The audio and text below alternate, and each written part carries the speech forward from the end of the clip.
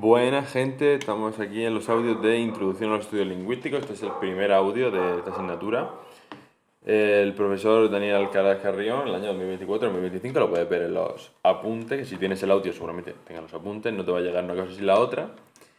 Y bueno, el sílabus de esta asignatura, es decir, los temas y los bloques que la conforman, son 3 bloques: una introducción, las teorías lingüísticas, los distintos niveles lingüísticos de análisis y los métodos para el estudio de lenguas. Esos son los 4 bloques.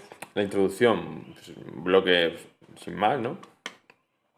En la evaluación hay un 10% por ir a clase a las prácticas, un 30% que son 2 prácticas evaluables y luego un 60% que es el examen, que tiene multiple choice y development questions. La explicación la voy a dar en español, más cómodo para todos, pero algunas definiciones o algunos conceptos pues los mencionaré en inglés. Comenzamos con la unidad 1, que es una introducción. La primera práctica evaluable incluye los 4 primeros temas, es decir, la introducción y los paradigmas lingüísticos. Y puede caer algo de la introducción, no por ser una introducción, de hecho, seguramente caiga algo de la introducción, no por ser una introducción que asenta de aparecer en el temario del examen, ¿no? En este caso, la unidad 1 habla de qué es la lengua y por qué deberíamos estudiarla. Se define la lengua o el lenguaje como un conjunto, como un sistema que utiliza elementos o componentes verbales y no verbales para producir significado. Combina elementos, es multimodal, ¿no? La entonación, los gestos. Es un conjunto de elementos que se utilizan de manera conjunta para crear significado y transmitirlo. Puntos clave de la introducción. El lenguaje es una cualidad humana única, la de producir. Language is the unique human capacity to communicate by producing signals like sounds which transmit meaning. Las abejas, por ejemplo, bailan para comunicarse, los monos hacen sonidos. Los humanos hemos desarrollado una habilidad distintiva en lo que se refiere al lenguaje, porque podemos conectar grupos de sonidos o grupos de dibujitos, letras, y asociarlas a un concepto, a una idea particular, una idea como las del mundo de Platón. Yo te digo casa y tú piensas en casa, tú sabes lo que es una casa. Pero ¿de qué color es esa casa? No estás pensando en ninguna en concreto. Tú y yo estamos pensando en casas diferentes. Es un concepto. Pero ese nivel de abstracción es único, especial, por ahora, propio, especial y único del ser humano. Porque los humanos estamos diseñados para el lenguaje, para el uso del lenguaje. Nuestro cerebro tiene áreas, está preparado, incluye en su cognición herramientas para procesar toda la información lingüística que le llega y de una manera muy rápida. Tú me estás escuchando hablar y me estás entendiendo. Y lo estás haciendo en milisegundos, ¿no? También tenemos, pues eso, habilidades cognitivas muy sofisticadas, pero también anatomical features, es decir, cualidades físicas, elementos físicos, que son cruciales para entender y producir el lenguaje. Por un lado tienes el simbolismo, que es esta idea, es la capacidad abstracta de entender los símbolos, pero tienes los oídos, que están hechos para escuchar las frecuencias a las que hablan nuestro lenguaje, a las que hablan el ser humano. Tienes toda una estructura para escuchar, una estructura en el cerebro que entiende y traduce esas vibraciones en el aire, las traduce a sentido, le da sentido, le da significado. Y además el que produce el sonido tiene todo el aparato fonador, todo un sistema de cuerdas vocales, laringe, faringe, cavidades, la lengua, la nariz, los labios, un montón de herramientas que le permiten producir ese sonido, ¿no? El lenguaje, estamos hechos para el lenguaje, porque el lenguaje es una ventaja evolutiva que nos ha permitido llegar hasta aquí y en tanto que el lenguaje es súper útil, hemos evolucionado desarrollando los que mejor capacidad comunicativa han tenido sobrevivían, y así la evolución nos ha llevado a tener tan desarrollada la capacidad de crear y comprender lenguaje, ¿no?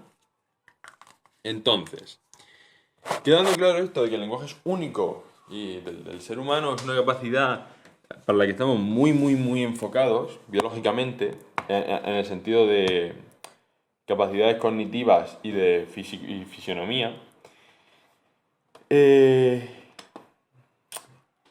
hay que destacar que el lenguaje nos ayuda a estructurar cómo vamos a pensar, ¿no?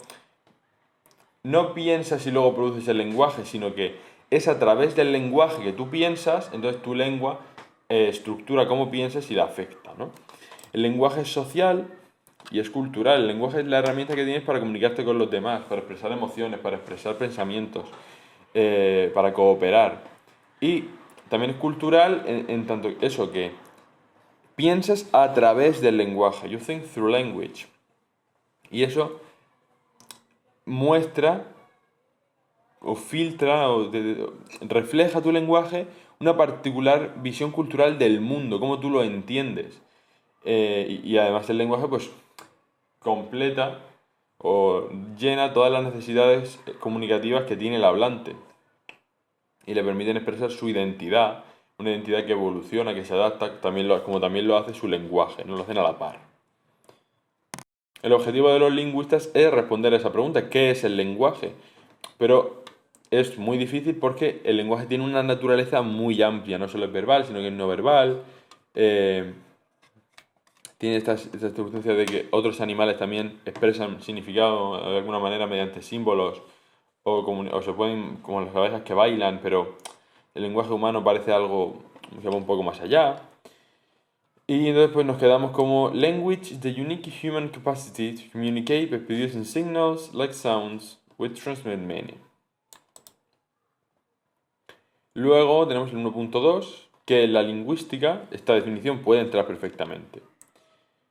Linguistics is an academic discipline that systematically studies language. We can refer to it as the broad study of language. La lingüística, la disciplina académica que estudia el lenguaje, el estudio amplio del lenguaje. Tiene un origen, a lo largo de la historia se ha estudiado el lenguaje desde distintas perspectivas, principalmente filosóficas, incluso religiosas, y muchos han sido los que han hablado de él, pero pues destacará Aristóteles y otras figuras como Panini que veremos en el punto 3. La clave de esta parte es que en el siglo XXI, esto podría ser pregunta del tipo test, linguistics in the 21st century became an empirical science. La lingüística en el siglo XXI se convierte en una ciencia empírica, es decir, que requiere del uso de experimentos, pruebas y evidencias para soportar sus teorías, no solo crear modelos o ideas, conceptos o metáforas teóricas que funcionen, sino que tiene que estar soportado por datos empíricos, es decir, probado, que lo hayan mostrado, que lo hayas apoyado con datos reales. Con medidas efectivas y con modelos científicos. Dentro de la lingüística hay un montón de campos: la lingüística histórica, el análisis crítico del discurso, el aprendizaje de la primera lengua y el aprendizaje de la segunda lengua, la lingüística computacional, la lingüística forense, la neurolingüística, la lingüística clínica, la psicolingüística o el análisis de patrones lingüísticos en los corpus, bases de datos, ¿no? Del lenguaje. De este apartado pues nos quedamos con esta idea de que en el siglo XX, de que la lingüística es un estudio amplio del lenguaje y que se convierte en una ciencia empírica en el siglo XXI. A nivel general, a nivel histórico, el primer approach que tenemos hacia qué es el lenguaje, hacia estudiar la lingüística, lo hicieron los griegos, casi como todo el primer paso lo dieron los griegos, Aristóteles, que claro, vivió en el siglo 4 o 5 a.C., 3, 4, sí, antes de Cristo, y también lo hizo Panini, que será la otra figura menos conocida de la que hablemos en este apartado. Panini es un gramático indio que vivió más o menos contemporáneo a Platón, o sea, a Aristóteles, en el siglo 4 a.C. Importante, Panini es conocido como el padre de la lingüística, porque es el primer autor que escribió un manuscrito hablando de lingüística, de gramática. Una gramática completa, como la gramática de la lengua española, pues una gramática completa del sánscrito, una lengua antigua que se hablaba en el sur de Asia. O sea que precede muchas lenguas que se hablaban en el sur de Asia, muchas lenguas actuales que se hablan en el sur de Asia, ¿no? Incluso no sé si en Europa algunas lenguas también han bebido del sánscrito. A través del curso de la historia ha habido, claro, esto ahora vamos a empezar en la siguiente parte. Panini, padre de la lingüística, y Aristóteles también estaba por ahí. Su primer libro, el primer libro de gramática, era sobre el sánscrito. Y ahora vamos a ver dos perspectivas que hay sobre el estudio de la lengua. Y en este caso, una más o menos enfrentada a la otra. El prescriptivismo y el descriptivismo. Esto nos recordará a la lengua española. Un acercamiento, una perspectiva prescriptivista del lenguaje busca darte recomendaciones, reglas de cómo se usa el lenguaje correctamente. Es decir, te dice esto sí y esto no, así sí y así no. No se dice concreta, se dice croqueta. Entonces se establecen qué expresiones se tienen que usar, cuáles no, qué está aceptado, qué no está aceptado, y se definen una serie de reglas sobre la corrección gramatical. Esta perspectiva surge en la Edad Media, principalmente apoyada por los gramáticos que querían mantener cómo se usaba correctamente el lenguaje. Sin embargo, esta perspectiva va en contra de esta perspectiva, this way of looking at language, ¿no? Esta perspectiva entra en conflicto con una de las características principales del lenguaje, que es que está en continuo cambio y evolución. Limpia, fija y da esplendor, que es el lema de la RAE, claro. Fija. Si la lengua está en evolución, no la puedes fijar. Entonces, complicado. El inglés, por ejemplo, la lengua que estudiamos, no tiene una institución con una naturaleza prescriptivista como sí lo tiene el español con la RAE. Pero bueno, se va evolucionando y la RAE promete adquirir una perspectiva menos prescriptivista. Claro, muchas veces ahora lo que ocurre más es que tomamos palabras de otros idiomas y claro, la perspectiva prescriptivista dice, joder, usa la versión en español, no digas streaming, di visualización en directo. Pero, complicado. Hemos visto que la perspectiva prescriptivista es decirte cómo tienes que usar el lenguaje, establecer las normas de arriba a abajo. Se habla así y entonces se explica cómo se debe hablar. Esto el inicio de la RAE, ¿no? En la Edad Media. Sin embargo, el enfoque opuesto es el descriptivismo, de abajo a arriba, es decir, una perspectiva, un acercamiento descriptivista hacia el lenguaje se centra en analizar cómo la gente usa el lenguaje y que de ahí surjan las normas o los usos aceptados. En vez de dar recomendaciones, tú ves cómo lo hace la gente y dices, vale, pues así está bien. Vamos a ver cómo evoluciona, ¿no? Tomas una foto, lo describes, lo ves cómo está, y no prescribes cómo debe usarse, sino describes cómo se está usando. Una perspectiva descriptivista estaría interesada en explicar qué sector de la población española dice concreta en vez de croqueta y entender y conocer su variedad diatópica, diastrática y diafásica, ¿no? Su contexto social, su contexto geográfico, diatópico, su contexto social, diastrático y incluso pues si es formal o no formal, ¿no? ¿Qué razones lingüísticas hay que expliquen este fenómeno? El más aceptado ahora, claro, es la perspectiva descriptivista, porque el objetivo actualmente es entender, describir, explicar y entender el fenómeno lingüístico del lenguaje, cómo evoluciona. La lengua ya no se considera una reliquia que preservar, sino un fenómeno en constante evolución que está vivo, que se está moviendo, que hay que ver vivir, ¿no? Que hay que ver crecer. Estos enfoques son contrarios, el prescriptivismo y el descriptivismo. Pero luego hay enfoques que son complementarios, como la sincronía y la diacronía. Un estudio sincrónico del lenguaje lo que hace es basarse en un momento concreto del tiempo.